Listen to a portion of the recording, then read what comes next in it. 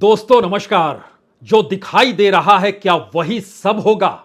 जो सुनाई दे रहा है, जो टेलीविजन स्क्रीन पर रेंग रहा है, जो अलग अलग सर्वे के जरिए बतलाया जा रहा है, क्या वाकई राज्यों के चुनाव कुछ वैसे ही होने वाले हैं? क्योंकि बीते 20 बरस की राजनीति अगर अलग अलग राज्यों के भीतर आज की तारीख में आप टटोल कर देखेंगे तो ध्यान दें, सब कुछ बदल गया है। और हर राज्य के भीतर का चुनाव किसी लोकसभा चुनाव की तर्ज पर होने लगा है। सवाल यह नहीं है कि राज्यों के चुनाव के भीतर कांग्रेस और बीजेपी, दो बड़ी राष्ट्रीय पॉलिटिकल पार्टी के तमाम बड़े नेता आपस में टकराते हुए दिखाई दे रहे हैं, या फिर दोनों पॉलिटिकल पार्टी का विजन इस देश को लेकर क्या है, उनकी समझ क्या है, किस नीतियों के आश्रय दोनों को बढ़ना है, इस आश्रय राज्यों की राजनीति चल रही हो। मसला यह भी नहीं है। मसला तो पहली बार यह हो चला है कि कांग्रेस की पूरी राजनीतिक रणनीति बीते 20 बरस में बदल गई। इन्हीं 20 वर्षों में बीजेपी की अपनी रणनीति पार्टी के भीतर और संगठन को संभालने की रूपरेखा इस दौर में बदल गई। बीजेपी के छत्रप गायब हो गए, कांग्रेस के छत्रप नए तरीके से निकल कर आ गए। और राज्यों के चुनाव के भीतर बीजेपी का अगर कोई छत्रप नहीं है और अभी तक वहां के वोटर आदी थे कि किसे मुख्यमंत्री बनाना है, उसी चेहरे के आश्रय वोट दिया जाए, तो यह परिस्थिति भी एक झटके में बदल गई। इतना ही नहीं, बल्कि इस दौर में दोनों पॉलिटिकल पार्टी की नीतियां जो इस देश के किसान, मजदूर, आदिवासी और दलितों को प्रभावित करती है, उन्हीं को लेकर यह चुनाव है। और शायद शहरों में गूंज चुनाव को लेकर ज्यादा है, शहरों में गूंज सर्वे को लेकर ज्यादा है, और न्यूज चैनलों की पहुंच और पकड़ भी शहरी मिजाज को अच्छी लगती है। तो क्या वाकई राज्यों के भीतर जो हलचल है और जमीनी तौर पर वहां की राजनीति इस दौर में वहां के उस किसान, मजदूर, दलित, आदिवासी, उनके जरिए जिन परिस्थितियों को जीना चाहती है, क्या वह सब कुछ कांग्रेस जो सोच रही है वैसा होगा, या बीजेपी जो सोच रही है वैसा होगा? क्योंकि 2018 में इन तीनों राज्यों में कांग्रेस जीती थी। शहरी गुस्सा मध्य प्रदेश के भीतर बहुत ज्यादा है, कुछ ग्रामीण इलाकों में भी है कि हमने कांग्रेस को जिताया और बरस भर के भीतर सत्ता पलट गई, और वह भी खरीद फरोख्त से। वह गुस्सा अंडर करंट है, और इसीलिए मध्य प्रदेश के भीतर का हर सर्वे और हर बहस इस बात को लेकर टिक रही है कि जाहिर तौर पर कांग्रेस वहां जीतेगी, क्योंकि जीतने के बाद भी उसे सत्ता नहीं मिली। तो क्या इस फिलॉसफी के तहत राजस्थान में परिस्थिति बदल जाएगी, छत्तीसगढ़ के भीतर की परिस्थिति बदल जाएगी, या फिर यह कहा जाए कि अभी तक जो लोग वसुंधरा राजे सिंधिया के आश्रय राजस्थान की राजनीति में वोट डालते थे, उनके सामने एक संकट है? या यह कहा जाए कि शिवराज सिंह चौहान 2 दशकों से सत्ता में, उनसे ऊब हो चली है? या यह कहा जाए छत्तीसगढ़ के भीतर आदिवासी समाज, उसके भीतर का करंट यह कहता है कि कोई आदिवासी मुख्यमंत्री होता क्यों नहीं है? एक ही बार हुआ, लेकिन वह भी 1-1.5 साल भर के लिए। उसके बाद तमाम राजनीतिक दलों ने अपने अपने तरीके से लुभाया। लेकिन 2018 की जीत तो बहुत साफ कहती है, कांग्रेस ने जो सुरक्षित सीटें हैं वहां पर बड़ी रेस के तौर पर बड़ी जीत हासिल की, और बीजेपी बहुत पिछड़ गई। 3 सवाल इस नए तौर तरीके की तीनों राज्यों की राजनीति को समझने के लिए। पहला सवाल, जब बड़ी तादाद में वोटर आदिवासी हो, ग्रामीण जीवन का मजदूर और किसान हो, और इन परिस्थितियों में जब आप ओबीसी की लड़ाई इस देश के भीतर में लड़ रहे हो, और ऐसे में ओबीसी का वोट बैंक इन 3 राज्यों में कितना असर डालेगा या कितना बिखरेगा, उससे हटकर सुरक्षित सीटों के परिणाम ही सत्ता तक ला सकते हैं किसी भी पॉलिटिकल पार्टी को। यह पहला सवाल है। दूसरा सवाल, जो बीते 2 दशकों की राजनीति रही, उसमें अगर बीजेपी के छत्रप का कोई चेहरा नहीं, मुख्यमंत्री कौन होगा अगर जीत गए तो पता नहीं, और दूसरी तरफ कांग्रेस के हर नेता को पता है कि कौन मुख्यमंत्री होगा, जीतने के बाद किसको गद्दी मिलेगी, सब कुछ पता है। जो चली आ रही रवायत है वही इस दौर में चलेगी, तो क्या उस स्थिति में वोटर कांग्रेस के साथ खड़ा हो जाएगा? और तीसरी परिस्थिति है जो शायद इस देश की सामाजिक आर्थिक स्थितियों से जुड़ी है, जिसमें ना तो नेता मायने रखता है ना ही राष्ट्रीय नीति मायने रखती है। लेकिन प्रधानमंत्री मोदी अगर सीधे तौर पर इन 3 राज्यों में कांग्रेस के तीनों छत्रप जो चेहरे के तौर पर मौजूद है, निशाना अगर उन पर साधते हैं, तो क्या यह मान लिया जाए कि यह प्रधानमंत्री मोदी का फाइनल मैच है? क्योंकि अगर उनके चेहरे के आश्रय राजस्थान में जीत मिल रही है, तो फिर यकीन जानिए यह जीत मध्य प्रदेश में भी मिलेगी। और अगर वो हार रहे हैं तो फिर यकीन जानिए 5 राज्यों से बीजेपी का सुपड़ा साफ हो जाएगा और कांग्रेस हो सकता है 5 राज्यों में जीत जाए, इन 3 राज्यों में तो जीत ही जाएगी। तो 3 सवालों के केंद्र में प्रधानमंत्री मोदी का चेहरा है। एक ऐसा चेहरा जो इस दौर में छत्तीसगढ़ में मौजूद हो या राजस्थान में मौजूद हो या मध्य प्रदेश में मौजूद हो। निशाने पर गांधी परिवार आता जरूर है, लेकिन राहुल गांधी इस दौर में ध्यान दीजिए उनके जुबान पर नहीं आते हैं। इस दौर में राज्यों के मुखिया के तौर पर जो सीएम पद के दावेदार हैं, कांग्रेस के उन्हीं नेताओं पर शिकंजा है, उन्हीं नेताओं को कटघरे में खड़ा किया जा रहा है। और जो भी नीतियों का ऐलान हो रहा है वह सीधे सीधे गरीब, और इसीलिए जिन बातों का ऐलान नहीं होना चाहिए वह भी छत्तीसगढ़ में जाकर प्रधानमंत्री ने जब कह दिया कि 2028 तक 5 किलो अनाज आप लोगों को फ्री मिलते रहेगा, इलेक्शन कमीशन ने आंखें मूंद ली और नहीं समझा कि चुनाव के भीतर में इस तरह का ऐलान चुनाव को कितना प्रभावित कर सकता है। और कांग्रेस के भीतर से भी कोई मोटी आवाज आपको सुनाई नहीं दी होगी। वजह बहुत साफ है, कोई नहीं चाहता इस दौर में उस वोटर से पंगा लिया जाए जिस वोटर के आश्रय चुनाव में जीत मिलनी है। और अगर वो रूठ गया तो फिर सत्ता मिलेगी ही नहीं। तो आइए आंकड़ों के जरिए, कागजों के जरिए और इन 3 राज्यों की जमीनी हकीकत को जरा समझ लीजिए। यह समझना बड़ा जरूरी है क्योंकि इन 3 राज्यों के चुनाव के परिणाम जो दिखाई दे रहा है, सुनाई दे रहा है, सर्वे जो कह रहे हैं, वैसा होने वाला नहीं है। और जब भी होगा, जनता के जहन में कोई ऐसी स्थिति नहीं है, सूचना तंत्र ने इतनी पारदर्शी स्थिति बना दी है कि जो राजस्थान में दिखाई देगा वही मध्य प्रदेश में दिखाई देगा, उसी की गूंज तेलंगाना में सुनाई देगी और उसी की आहट छत्तीसगढ़ में भी नजर आएगी। और तो और मिजोरम तक भी यह आवाज जरूर जाएगी। जब हम इन बातों का जिक्र कर रहे हैं तो सुरक्षित सीटों पर आए उससे पहले एक चीज और जहन में बसा लीजिए।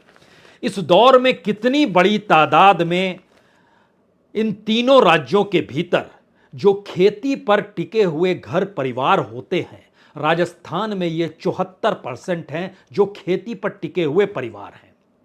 रोजगार दे पाने की स्थिति में 54% को खेती है, लेकिन 74% लोग सीधे सीधे राजस्थान में खेती के स्ट्रक्चर पर, उसकी कमाई पर, उसी से जुड़े हुए हैं। छत्तीसगढ़ में यह लगभग 67% है जो परिवार जुड़े हुए हैं। रोजगार यहां 62% को खेती से मिलता है, लेकिन 67% परिवार खेती के ऊपर ही टिके हुए हैं। उनकी रोजी रोटी उसी हिसाब से चलती है। मध्य प्रदेश में यह स्थिति लगभग 66.5% है, 66.4%। और यहां लगभग मजदूर जो खेती से जुड़े हैं वो 60% पे टिके हुए हैं। इन 3 राज्यों का पहला सच, इस देश के राष्ट्रीय एवरेज जो किसान, मजदूर और खेती पर टिके परिवारों का है, उससे इन 3 राज्यों का औसत ज्यादा है। और इसको ओबीसी में भी मत बांटिए। सामाजिक और आर्थिक परिस्थितियों के आश्रय एससी एसटी में इसलिए बांटना जरूरी है क्योंकि विधानसभा की सीटें सुरक्षित होती है इन जगहों पर। और एक राज्य का जिक्र यहां शुरू में कर देते हैं जिसका जिक्र लास्ट में किया जाएगा, यह तेलंगाना है। तेलंगाना के भीतर ना तो कांग्रेस की कोई कैडर की और कोई पॉलिटिकल पार्टी की या चेहरे की मौजूदगी उस रूप में नहीं है जैसी इन 3 राज्यों में है। कैडर रहा है वहां पर, लेकिन चेहरा नेता, उसका नाम आप नहीं जानते होंगे, बीजेपी का भी नहीं जानते होंगे, तो पहली बार गांधी फैमिली का राजनीतिक आवाज क्या है उसकी, उसका फैसला तेलंगाना में होने वाला है। जीत मिल गई तो फिर जानिए वो गांधी फैमिली यानी राहुल गांधी थे। लेकिन इन तीन राज्यों में, इन तीन राज्यों के छत्रप ही मायने रखते हैं। इसीलिए इस दौर में प्रधानमंत्री मोदी अपना 2024 से पहले अपने चेहरे का फाइनल खेल रहे हैं। अब यहां पर निकल कर आइए, जिस बात का हम जिक्र जरूरी करना चाहते हैं कि जब आप आंकड़ों के लिहाज से चीजों को समझें तो जरा सोचिए कि राजस्थान के भीतर दलितों की सुरक्षित सीट 34 है, आदिवासियों की 25 है। दोनों को मिलाइएगा तो 59 होगी। इस 59 में से 31 सीटों पर कांग्रेस जीती थी। और उससे पहले अगर आप चले जाइएगा, पिछले चुनाव में सिर्फ 9 सीट जीत पाई थी। 9 से 31 सत्ता मिलनी ही थी। बीजेपी 50 से घटकर 21 पे आ गई थी पिछले चुनाव में, सत्ता जानी ही थी। तो राजस्थान में सत्ता चली गई। छत्तीसगढ़ के भीतर शेड्यूल ट्राइब बड़ा मायने रखता है, जो 29 सीटों पर सुरक्षित है। वहां कांग्रेस 25 सीटों पर जीती थी, सत्ता मिलनी ही थी। और यही स्थिति कमोवेश मध्य प्रदेश के भीतर भी निकल कर आई। मध्य प्रदेश में 30 सीट जो आदिवासियों की है उस पे कांग्रेस जीतती है, बीजेपी 16 सीट जीत पाती है। दलितों में दोनों एक दूसरे के लगभग बराबर, परसेंटेज ऑफ वोट भी बराबर, लेकिन आदिवासियों में कांग्रेस का परसेंटेज लगभग 5% ज्यादा। 47 सीटें शेड्यूल ट्राइब की, जिसमें 30 सीट आदिवासियों की जो सीट है उसमें 30 कांग्रेस जीतती है।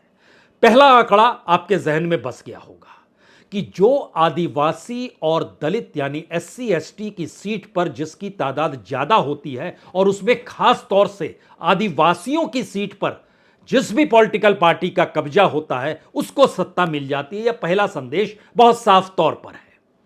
अब यहां पर अगला सवाल है, क्या इसीलिए राहुल गांधी वनवासी पर लेकर निशाना साधते हैं और बोलते हैं कि आप जंगलों में रहने की स्थिति में हैं, इसीलिए आपको वनवासी बीजेपी करती है, कहती है आपको, और हम आदिवासी कहते हैं क्योंकि आप एक लिहाज से पहली पीढ़ी हैं जो जिनकी मौजूदगी है, सब कुछ आपका है। और इसी से छत्तीसगढ़ के भीतर माइनिंग का मामला जुड़ जाता है, खनन का मामला जुड़ जाता है, अडानी का मामला आकर खड़ा हो जाता है। और जब आप उससे निकलकर मध्य प्रदेश में आते हैं तो स्थिति थोड़ी सी बदल जाती है, और आदिवासियों के जीवन को उस तरीके से नहीं देखा जाता है जिस तरीके से छत्तीसगढ़ में देखा जा रहा था। और राजस्थान पहुंचते पहुंचते तो स्थिति आदिवासी वोट बैंक के नाम पर और ट्रिकी हो जाती है। तो क्या यह माना जाए, बघेल और गहलोत खुद को ओबीसी इसीलिए कहने से कतराते हैं। वो जानते हैं कि वह खुद को ओबीसी कहेंगे तो चुनाव हार जाएंगे। और क्या इसीलिए कमलनाथ की जाति आप नहीं जानते हैं, धर्म नहीं जानते हैं, उनकी परिस्थिति नहीं जानते हैं। वो बड़े साइंटिफिक तरीके से सोचते हैं और हर चीज को साइंटिफिक तरीके से लेकर चुनावी जीत की दिशा में जा रहे हैं। ध्यान दीजिए तो इन तीनों की राजनीति बिल्कुल अलग अलग है, लेकिन इनके सामने जो तीन नेता इससे पहले होते थे, वो रमन सिंह हो, शिवराज सिंह चौहान हो या वसुंधरा राजे हो, इन तीनों की राजनीति भी अलग अलग थी। तो तीनों अपने अपने राज्य में टकराते थे, और एक वक्त के बाद दोनों नेता एक सरीखे लगने लग जाते हैं। शायद इसीलिए क्या बीजेपी ने स्ट्रेटजिकली मोदी को सामने ले दिया कि 24 की परीक्षा भी हो जाए, और दौर में राजनीतिक घटनाक्रम और पारंपरिक राजनीति एक झटके में बदल जाए। झटके में राजनीति तो तीनों राज्यों की बदल गई, इससे कोई इनकार कर नहीं सकता है। और सामाजिक और आर्थिक परिस्थिति में जब आप शेड्यूल कास्ट और शेड्यूल ट्राइब, दलित, आदिवासियों का जिक्र करेंगे तो इनकी माली हालत सीधे तौर पर कहें तो लगभग बीपीएल फैमिली जो है इनके भीतर की, वह लगभग 75% के पार की स्थिति है। इतनी गरीबी, मुफलिसी इन तीन राज्यों के भीतर दलित और आदिवासियों की है, जिसके आश्रय चुनाव जीतना और हारना है। सत्ता किसी की भी रही हो, ढोल चाहे प्रधानमंत्री पीटे कि मध्य प्रदेश अब बीमारू राज्य नहीं रहा, लेकिन उसके भीतर भी आदिवासी और दलितों की परिस्थिति को अगर परखिएगा तो वह 2/3 से ज्यादा बीपीएल आपको वहां नजर आने लगेगा। तो क्या गरीबी इस चुनाव का मूल मंत्र है?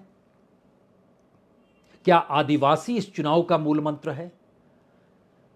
या यह सवाल आ गया है कि कांग्रेस और बीजेपी दोनों की राजनीति जिन मुद्दों के आसरे चल रही थी, वो मुद्दे एक झटके में मुफ्त में कौन कितना ज्यादा दे सकता है इस पर आकर इसलिए टिक गए क्योंकि इनकी परिस्थितियों में कोई अंतर नहीं आया था। और अगर इनकी परिस्थितियों में अंतर नहीं आया था और कौन ज्यादा मुफ्त में दे सकता है, अगर राजनीति इस दिशा में चली जा चुकी है, तो फिर इसकी कौन गारंटी लेगा कि आने वाले वक्त में कौन कहीं ज्यादा मुफ्त देने की स्थिति में आकर खड़ा ना हो जाए। तो क्या केजरीवाल को जो वोट मिलते हैं उसमें मुफ्त देना जो दिल्ली से शुरू किया, उसका प्रचार प्रसार उन जगहों पर इसीलिए है और वो अपने कैंडिडेट को इसीलिए खड़ा करते हैं, इसीलिए वो किसी से मेल मिलाप करना नहीं चाहते हैं। वो जानते हैं कि उनकी अपनी पॉलिटिकल लाइन बिल्कुल शानदार है और उसी का प्रचार प्रसार हुआ जिसको दूसरे पॉलिटिकल पार्टीज ने आत्मसात कर लिया।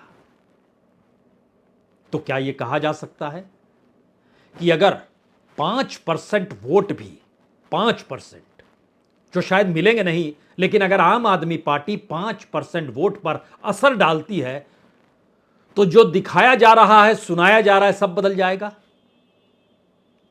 जिन 6-7 सीटों पर समाजवादी पार्टी की मौजूदगी है उसे भी 4 से 5% का खेल करना है, चीजें बदल जाएंगी उन जगहों पर। क्या ऐसी स्थिति आ गई है?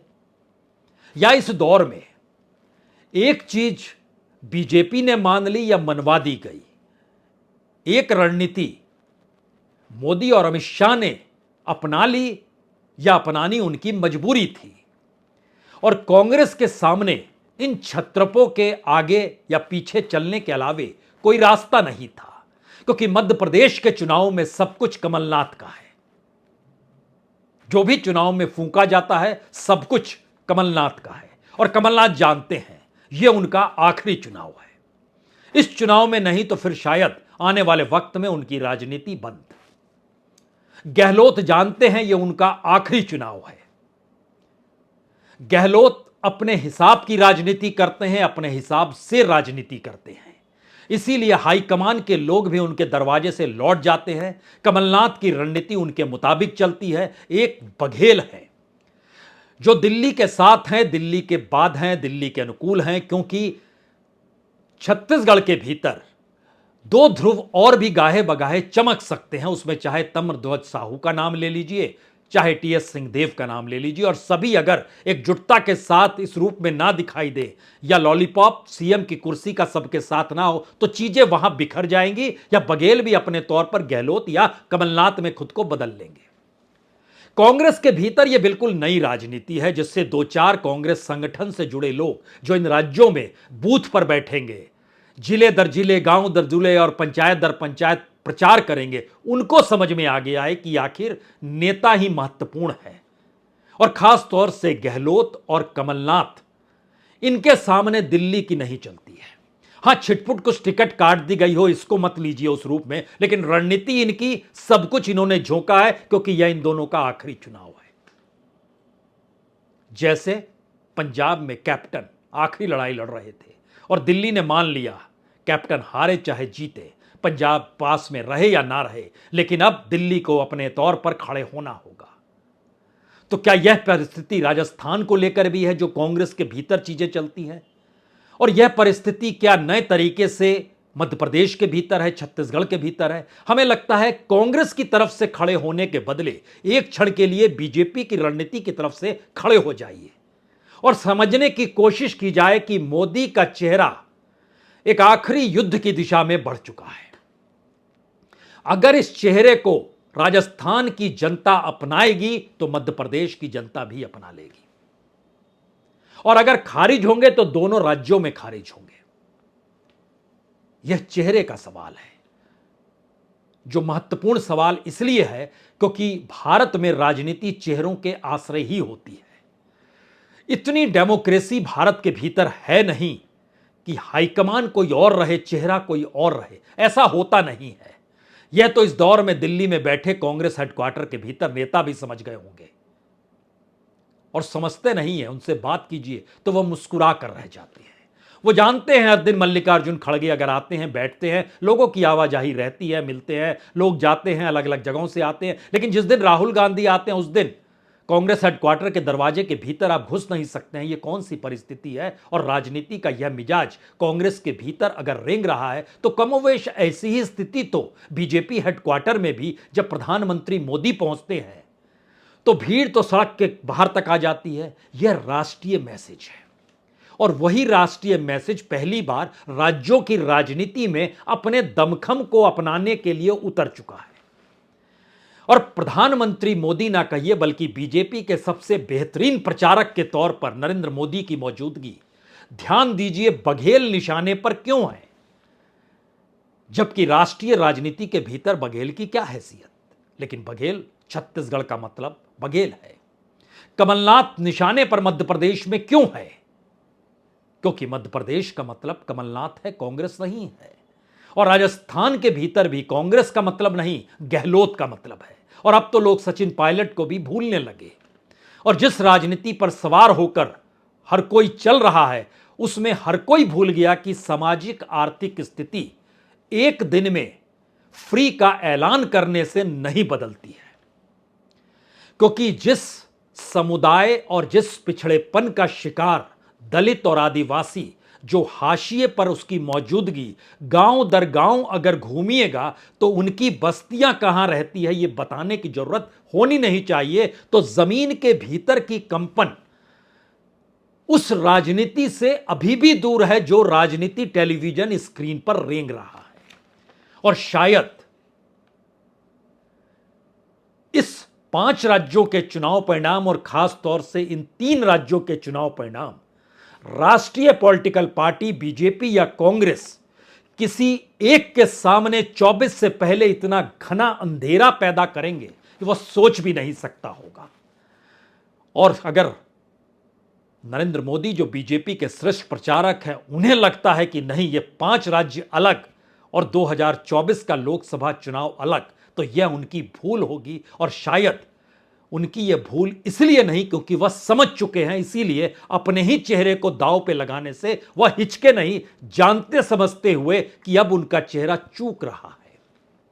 और कांग्रेस भी इस परिस्थिति को समझ गई कि उनके अपने छत्रप दिल्ली हाईकमान से ज्यादा ताकतवर नहीं बल्कि अपने अनुकूल राजनीति की बिसात बिछाते हैं। तो फिर उसने भी चुप्पी थाम ली, यह सोचकर चुनाव परिणाम के बाद की परिस्थिति देखी जाएगी। और इन 5 राज्यों के ध्रुव को अगर देखिएगा तो सबसे ज्यादा घबराहट उस इंडिया के भीतर है जिसे लगने लगा है कि अगर 5 राज्यों के भीतर कांग्रेस जीत गई तो कांग्रेस धीरे धीरे 2024 की दिशा में अकेले बढ़ेगी। क्योंकि एनडीए और यूपीए के काल में एनडीए के साथ जब मोदी नहीं थे, कौन किसके साथ किस रूप में किस मौके पर खड़ा था और राज्यों की राजनीति के भीतर कैसे इंडिया के साथ कांग्रेस का टकराव है, यह कोई छुपा हुआ नहीं है, सब कुछ आंखों के सामने है। तो आखिर का सबसे बड़ा सवाल जो सोच रहे हैं शहरी मतदाताओं के बीच घूमकर, जो सोच रहे हैं ओबीसी का नारा लगाकर, जो सोच रहे हैं फ्री का ऐलान करके, यह तीनों परिस्थितियों से इतर इन 3 राज्यों के भीतर आम वोटर के जहन में 2 ही सवाल है। एक सवाल उसके अपने विधानसभा क्षेत्र में जो उसका एमएलए होगा वो कौन होगा, उससे कितनी निकटता है या नहीं है, यह तय करेगा। और दूसरा सवाल इन परिस्थिति में जब दोनों बारी बारी से आते रहे हैं और इस दौर में प्रचार के केंद्र में भूख और फ्री में देना अनाज तक आकर टिक गया है, तो फिर उन्हें ही तय करना है कौन ज्यादा उदार है, ये नहीं, कौन ज्यादा ईमानदार है ये जरूर, जो कह रहा है वह पूरा कौन करेगा। बहुत बहुत शुक्रिया, बहुत बहुत शुक्रिया।